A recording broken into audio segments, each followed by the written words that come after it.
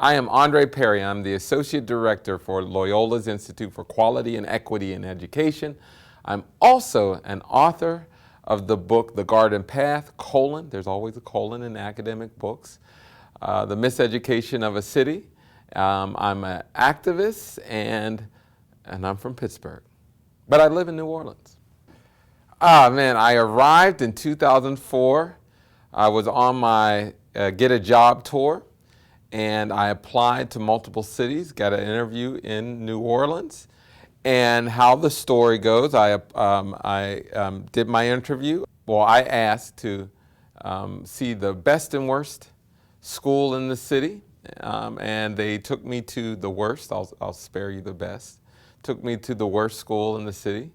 Went inside, went through the metal detectors, went past the security guards, went to the principal's office, felt like a Greyhound bus station.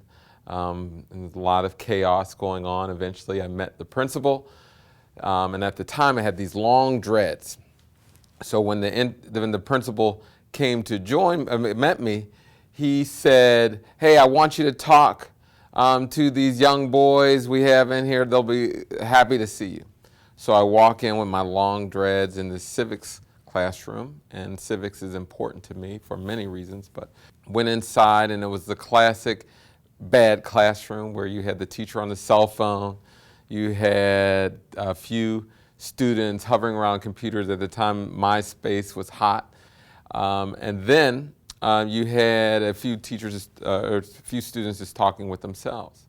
Eventually, I got to introduce myself. I said, "I'm Dr. Andre Perry.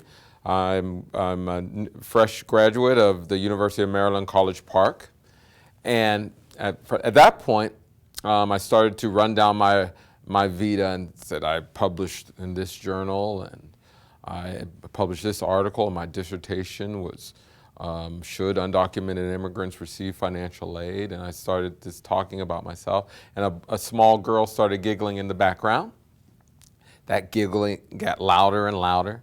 And eventually, she busted out in laughter and said, "You ain't no doctor."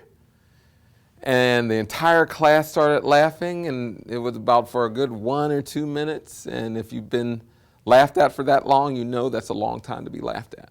I got serious, looked her in the eye, and a lot of this was acting, but folded my arms like a salty preacher. I looked at her and said, "If you can't see me as a doctor, you certainly can't see yourself." And it was by chance I had my regalia, so I went to my car, got my regalia. I came back into the classroom, and I put the regalia on every student in the class. And I talked about what it meant to be a professor and how you would arrive to that destination.